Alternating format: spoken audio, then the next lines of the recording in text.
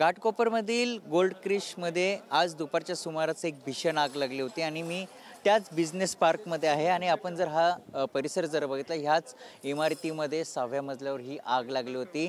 इलेक्ट्रिकच्या डक्टमध्ये ही आग लागली होती आणि त्यामुळे जे कर्मचारी आहेत ते टेरेस असेल किंवा अनेक भागांमध्ये अडकले होते। मात्र अग्निशमन दलाला ह्या घटनेची माहिती मिळताच अग्निशमन दल या ठिकाणी दाखल झालं आणि जे रहिवासी होते, जे कर्मचारी होते त्यांना बाहेर काढण्यात अग्निशमन दलाला यश आले।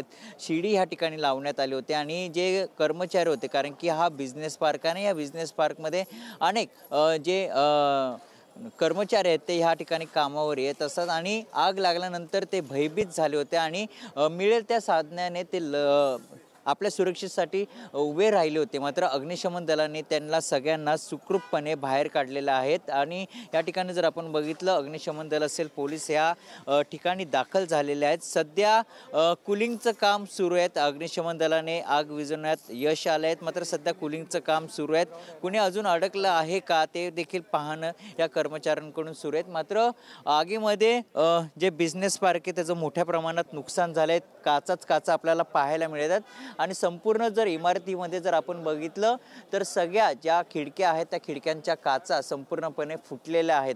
माने ह्यामध्ये कोणत्याही प्रकारची जीवितहानी झाली नाही, कोणत्याही प्रकारची दुखापत या ठिकाणी झालेली नाही आहे। सध्या अग्निशमन दलांकडून कूलिंगचं काम सध्या सुरू केलं आहे। कॅमेरामॅन रवी सागरकर सह मयूरज जाधव, TV9 मराठी, घाटकोपर।